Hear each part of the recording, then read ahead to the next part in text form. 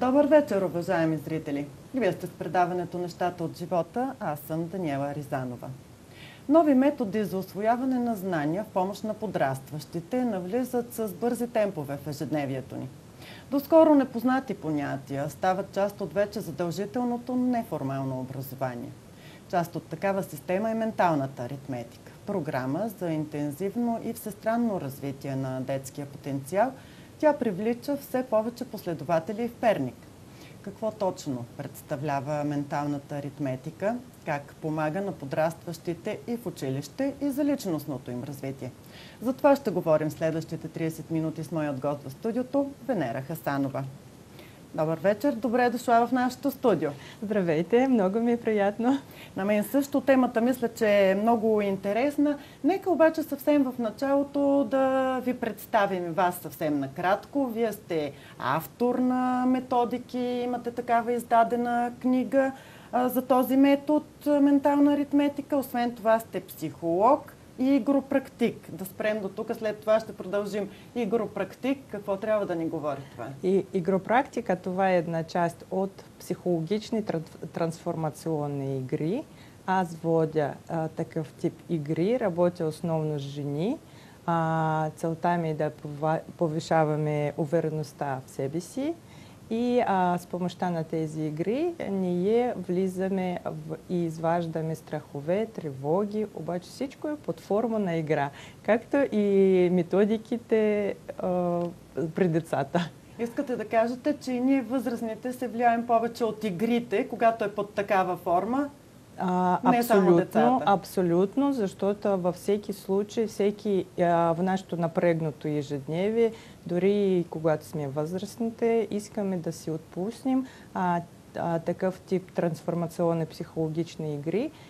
Те помагат не само да си отпуснеш и да поиграеш, но паралелно и да извадиш от себе си вътрешните неща и да проработиш върху тях. Да се усъвършенстваш под формата на нещо по по-лежерен начин. Да. Неформалното образование все по-актуално става, като че ли някак си отведнъж. Доскоро така по-пренебрежително гледахме на него, като че ли основното образование, това в училище, беше на прицел, на дневен ред, на първо място. Все повече набира популярност изобщо като цяло неформалното образование. Мога да ви кажа от опит, че 2013 година, когато се преместих в България, нямаше още такива методики, като ментална аритметика, бързо четене.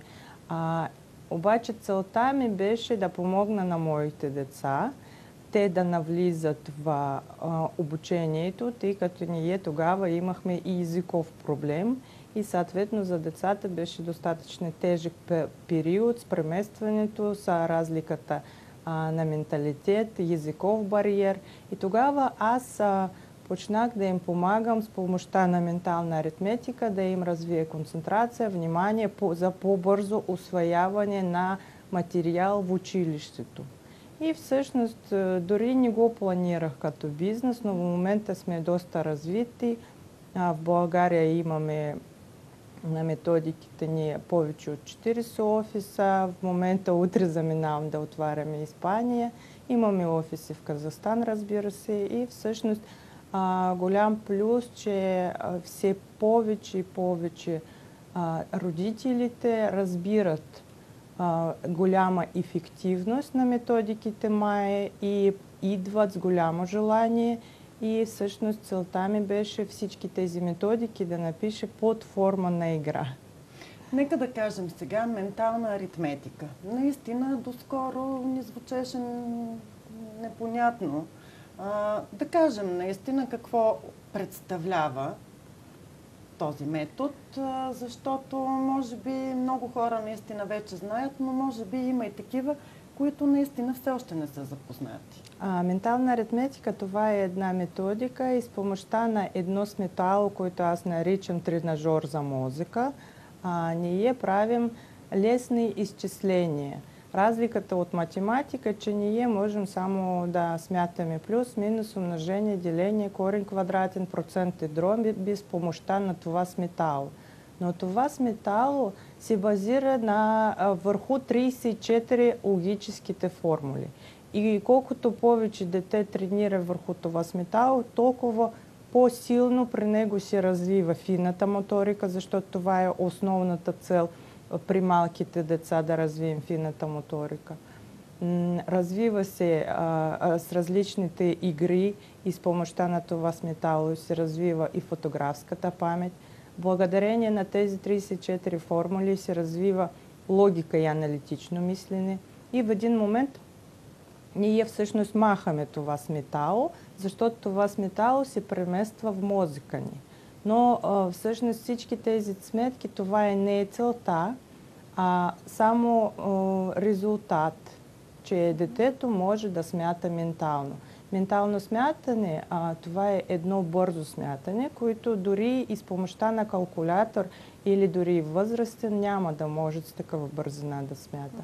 И съответно това е един от показатели, че в този момент при детето се развиват двете полукълба едновременно. А когато работят двете полукълба едновременно и се развиват невронните връзки, които всъщност целта на цялата методика. С една дума визуализира, без пред него да е сметалото. Да. Вътрешно си го представя това, което е смятало до сега. Да, точно За колко така. време, как се случват нещата? За колко време, какви етапи се минават, за да се усвоят едни сериозни знания? Всъщност за това детето да научи всичките 34 формули, необходимо една година. И към това време детето ще може да изчислява върху сметалото абсолютно всичките различни задачки, независимо от брой числа в един ред. Ментално той ще може да смята 3 цифрени, 4 цифрени числа с плюс и минус. Следващия етап – умножение и деление. И като повечето нашите ученици казват, че това би им било доста по-лесно, защото наистина умножението е достатъчно лесно. И това им помага, защото в този момент детето дори на училище има избор. Да смята на ум, или да смята ментално, или да смята с помощта на молив или химикал върху листчето. Тези знания остават ли, как да го нарека, завинаги, нещо научено, или трябва да се тренира нещо като изучаването на език, след това трябва все пак да го говориш, да комуникираш, за да задържиш и обогати знанията, или остава като нещо вече наистина научено и запаметено?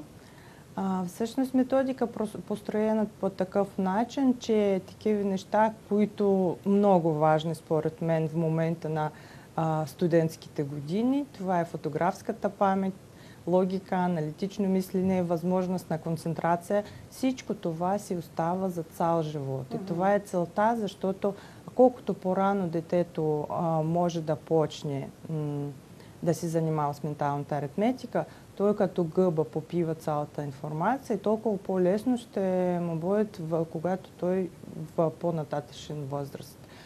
Губи се възможността за фината моторика, но това дори минава 1, 2, 3 години. Естествено, скоростта при нас на смятане намалява, ако ние взимаме сметало през дълъг период. Но всъщност тези навици много бързо се връщат на бързо смятане. А пък и може периодично човек да си припомня, за да си тренира, както се казва, мозъка. Да, но в един момент, когато ние стигаме до момента, че можем да смятаме без сметалото, сметалото просто се забравя и се маха, защото дори наистина по-лесно да сметнеш ментално, отколкото на ум. За каква възрастова група е най-удачно едно дете, за да започне такъв курс на обучение? Коя е най-удачната възраст? С какви деца предимно работите? Аз препоръчвам, ако родителите настроени доста сериозно и искат да помагат на своето дете, тогава ние можем да взимаме и децата дори от 4 годишна възраст, защото в този момент децата всъщност усвояват най-лесно, на тях им интересно, но родител трябва да е отговорен за изпълнение на домашна работа, защото домашната работа трябва да се контролира от вкъщи. И взимаме също и възрастните хора. независимо от възрастта им, тъй като методика в начало беше измислена като превенция на Паркинсон и Алцхеймер. Да. И преди 30 години беше внедрена в Япония точно в старческите домове. Някои други методики, за съжаление, се ограничават с възрастта до 17 години, но ние с голямо удоволствие взимаме и възрастните хора. Всъщност за средно положение няма. Или деца, или възрастни, така ли да го разбирам? И има средно положение, дори и има, което ми много радва, началните учители. Началните учители, които идват и се обучават при нас и някои неща от цялата програма внедряват в своите допълнителни часове за развитие в училищата. Дори и били игри, дори и някои упражнения, защото наистина под форма на игра с ангажимент 3-5 минутки ние можем да помогнем на някое разконцентрирано или разсеяно дете. Това имах предвид, защото на някого, ако му е свързано с работата или иска към нова професия да се насочи, защо пък не, нали? За да може да се справя по-добре. Всъщност, при нас обучението е процедирано така, че когато човека идва да се обучава за инструктор, той трябва да може да овладее всичките навици, с които после ще преподава на ментална аритметика. Демек, децата нашите се обучават наистина от квалифицирани инструктори, защото те могат всичко това, което преподават на деца. Понеже разбирам, че става въпрос до голяма степен и за концентрация. Сега казвате за деца 4 годишни, другите в тинейджърска възраст. Успяват ли да се концентрират до такава степен или имат трудности при усвояването на тези умения? Всъщност, концентрацията се развива при нас последният начин, тъй като методика е ограничена с много правила. И дори детето да добави една топка върху сметалото, той трябва да спазва 8 правила. Обаче, за да задържи вниманието върху тези правила и съответно и да ги спазва правилно, съответно концентрацията му много силно се развива. Освен това, има специална техника за добавяне и изваждане на тези топчета. По такъв начин, развивайки техника, детето има мускулна памет. Ние знаем, че всяко едно движение на пръст, това е импулс, който отива от мозъка към ръцете. Всъщност, дори и върху метал, когато ние смятаме, мозъка не работи. Нека да кажем и как помага за учебния процес.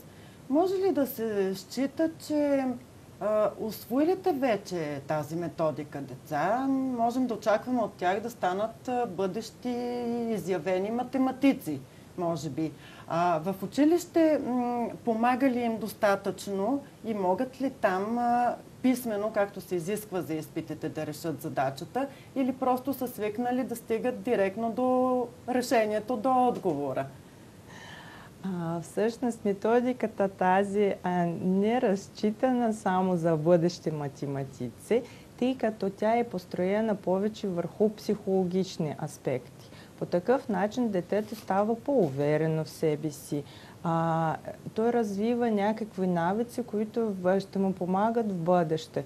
Дори и ако ние учим езици или някакво стихотворение или някакъв текст, благодарение на развита фотографска памет на детето не му трябва той да научава и след това разказва това стихотворение и веднага забравя. Той го фотографира с очите си и след това възпроизвежда. Обаче по такъв начин, научавайки детето, ние можем да бъдем уверени в това, че това стихотворение детето ще помни дълго време.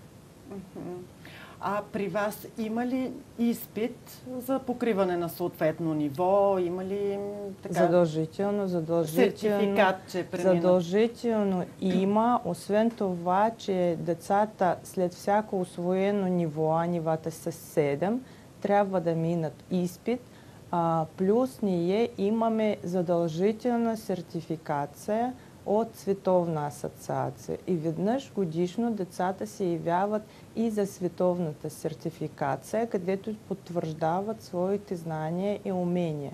И съответно инструктори по същият начин задължително трябва да се явят, за да потвърдят своите умения. Тоест ние работим по световен стандарт и съответно държим много на качеството. Смятате ли, че е удачно да бъде прилагано в училище? Това е много тънък аспект, защото ние вече се сблъскваме с такива въпроси.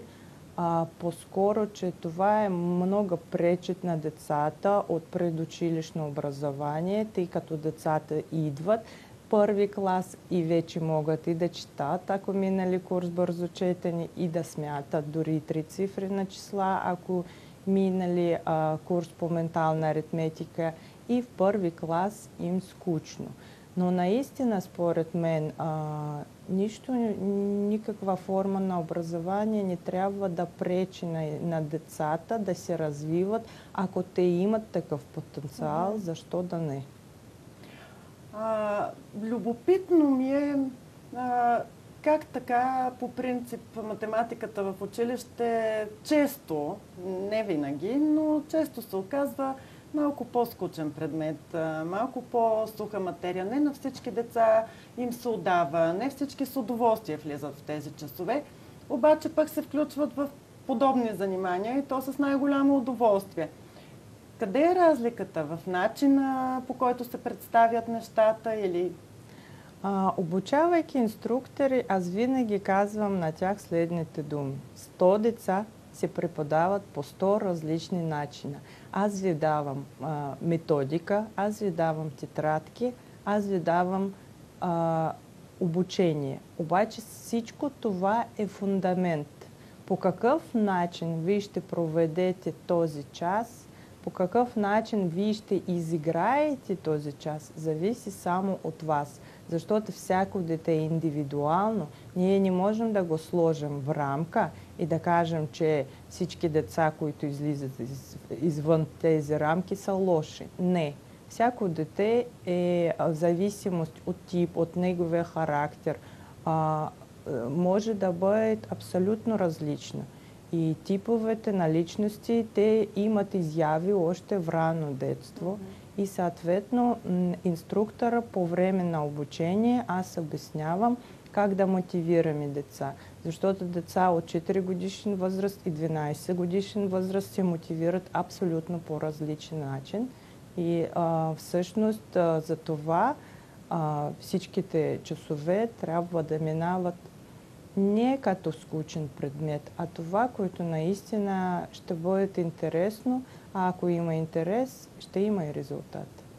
Имат ли такива деца, които наистина не им върви математиката в училище? След като преминат един такъв курс обаче, могат спокойно след това да си оправят оценките и да могат наистина да смятат, поне за да завършат с прилична оценка. Всъщност ментална аритметика не е пряко свързана с математика, по-скоро с психология е свързана, защото ние развиваме увереността в себе си. И това, менталната аритметика, тя всъщност помага не само в математика. Тя помага и в история, и в рисуване, защото развива много силна фантазия. Помага и с езиците, защото когато дете учи 2 езика в училището, съответно на него трябва да има добра фотографската памет, добра концентрация. С помощта на логика, благодарение на логика, детето може да усвои логическите задачи, защото основно грешки при децата в решаване на логическите задачи това, че те нямат търпение достатъчно и концентрация, за да прочитат тази задача. Затова всъщност казваме, че не само в обучението, и в ежедневието помагат изобщо за цялостното наистина личностно развитие. Да, и за това ние го наричаме неформално образование, защото ние не можем да го залепим към някакъв определен предмет, че това помага само в математика. Не, това помага в развитие на личността И всъщност помага в това, че нали, ние знаем, че всичките проблеми идват от детството.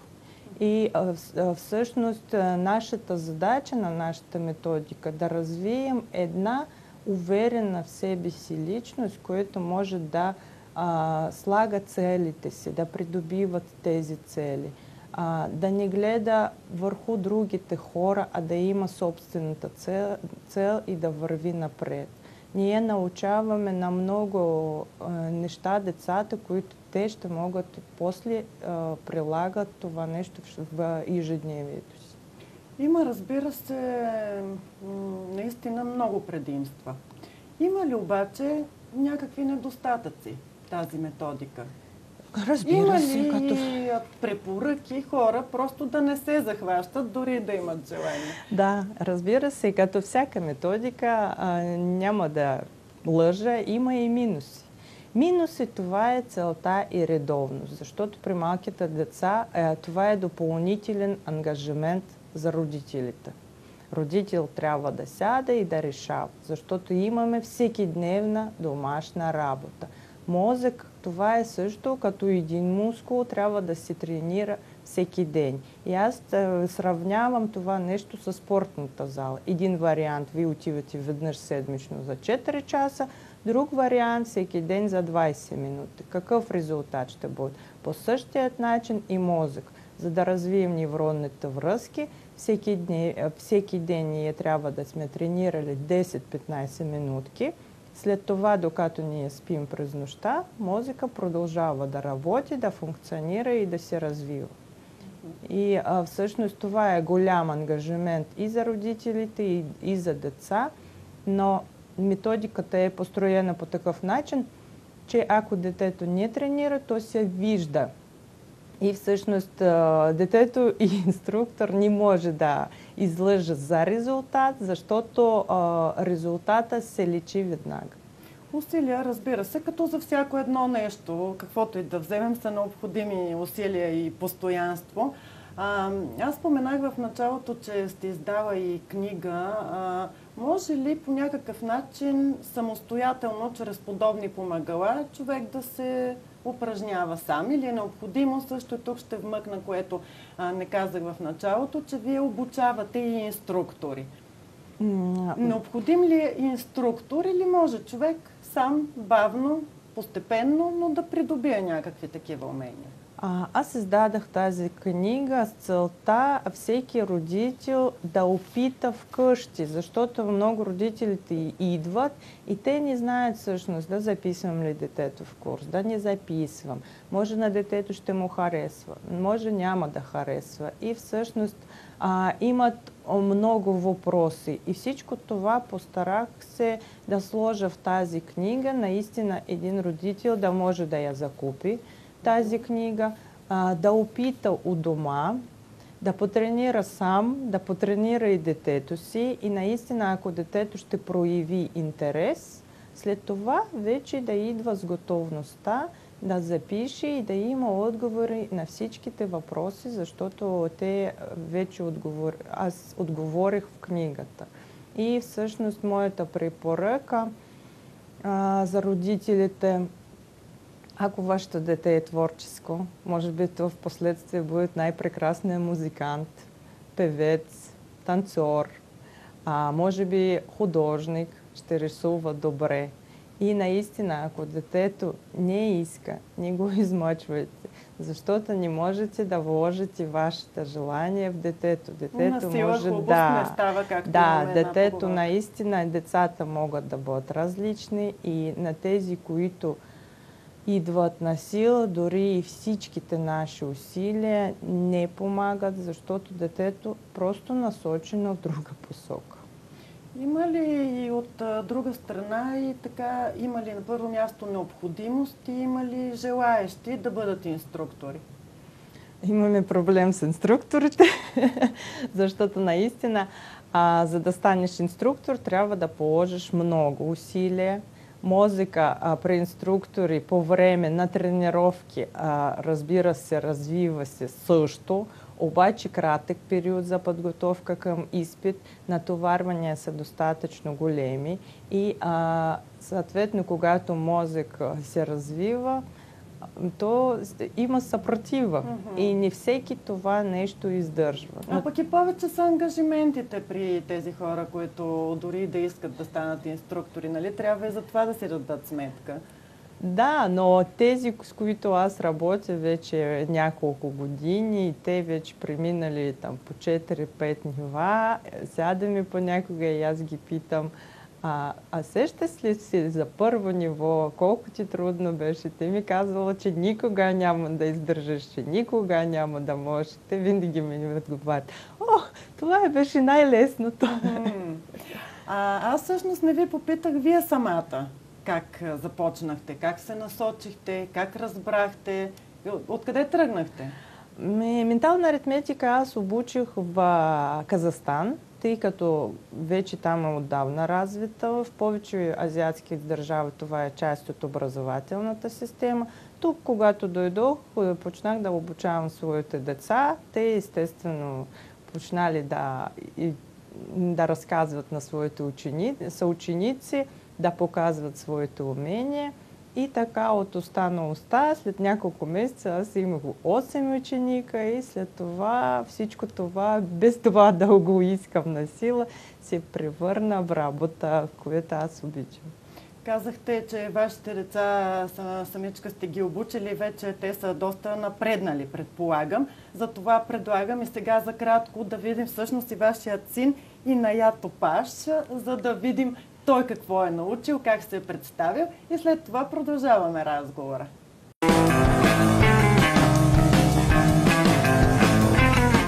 Здравей, Наят! Добре дошъл при нас! Благодаря. Разкажи ми съвсем накратичко за себе си. Къде учиш? Кой клас си? Аз съм 7-ми клас, уча в Свети Иван Рилски. Кажи ми ти от колко годишен започна да се обучаваш в... Аз започнах да се обучавам като бях на 8. На 8? Да. И сега вече може ли да се каже, че напълно си усвоил всичко, което е необходимо? Да. Браво! Как ти помага това? В училище помага ли? Да, с математиката помага. Аз съм един от най-бързите сметачи в класа. Иначе от най-добрите ли си? От най-добрите, естествено. Пробвал ли си се някъде в състезания, в олимпиади? Да, в Германска олимпиада по ментална аритметика 5-то място взех. Чудесно. 5-то място, като казваш, сред, предполагам, доста участници. Да, сред моята възрастова група от 8 до 15-16 години ли? Някъде толкова и 5-то място взех. Чудесно. Имаш ли намерение да продължиш, така както обичаме да казваме, да мериш силите си? Сега вече спирам с менталната аритметика и навлизам в други области. В кои? Областта на програмирането. Чудесно. Там ще ти е нужна математиката, нали? Да. С това смяташ да се занимаваш в бъдеще? Да. Добре, аз сега съм подготвила няколко задачки, за да можем да покажем това, което си научил. Нали? Добре. Може така да демонстрираме, да видим. Добре. Диктувам. По-бавничко ли да ти диктувам или... Може средна скорост или колкото искате бързо. Добре. 15. Може и по-бързо. Плюс 51, плюс 21, плюс 12. 99. Бърз си? Може и по-бързо. Добре. 16 плюс 53 плюс 30 минус 94. 5. Сега малко с по-бързо. С по-големи цифри. Още по-бързо. Може и по-бързо, да. 353 плюс 45 плюс 601 минус 980. 15.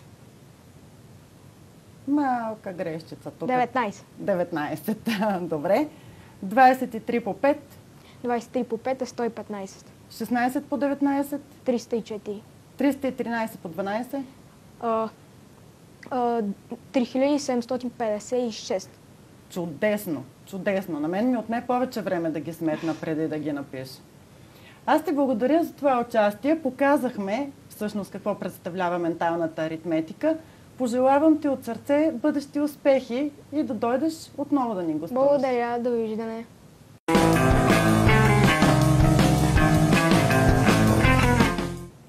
Добре, чудесни резултати показа. Разбира се, изумително. Но нека да продължим с вас за времето, което ни остава. Освен менталната аритметика, всъщност чрез подобни методи, споменахме на един-два пъти така в разговора, че подрастващите могат да се научат и бързо да четат, доколкото зная на краснопис, още така различни неща. Вие ще подскажете. Виждам, че сте донесли различни тук помагала, за да можем нещо да се ориентираме, да покажем. Виждам една тетрадка или учебник за бързо четене. Разкажете ни малко и за тази система. Бързо четене, това е една супер успешна, уникална моята методика, защото я довърших преди няколко месеца и съответно тя е супер успешна. Ние вече имаме първи резултати. Тя е построена върху 28 игри. Децата през 2 часа по време на урок играят. И реално за тези 2 часа те четат съзнателно само 10 минути. Всичко останалото минава през игри. Обаче тази методика дава вау ефект, тъй като тя е много кратка, експресен курс и в рамките на 1 месец всъщност ние вече даваме първите резултати. Ние взимаме децата дете трябва да е четящо вече, но взимаме, ако детето чете 15 думи за минута и вече първа програма, това решаваме проблем с речките, с изяждане на окончанията, с регресия, с бъркане на буквички. Втора програма – разбиране, съответно без разбиране няма смисъл от бързото четене. Трета програма при нас вече бързо четене и четвърта супер бързо четене, като разчитана и за възрастните хора. А подстрекава ли ги това нещо да четат повече? И това да попитам. Освен, че бързо четат, подстрекава ли ги и да четат? Мога да ви кажа със сигурност, според моите наблюдения, това, което виждам, децата не обичат да четат, защото те сричат и не им е интересно, тъй като те, като нас, не могат да навлезнат в действията и да виждат тази книга под форма на едно филмче. И когато само сричаш без смисъл, не ти е интересно. Обаче, когато ти вече се научаваш да четеш достатъчно бързо и разбираш какво действие има в книга, съответно, да, четат и четат с голямо удоволствие. Но с това нещо винаги даваме на родителите препоръка, когато те идват при нас, да носят книгата, която детето избрало само в книждарница. Да, за да му бъде интересно, интересно. Да му привлече вниманието. Още нещо интересно, с което вие сте ангажирана, асиметрична гимнастика. Това е една уникална игра. Аз я наричам игра робот. Асиметрична гимнастика развива концентрация и внимание и всъщност това е една малка част от нашите игри, които имаме в ментална аритметика и в бързо четене.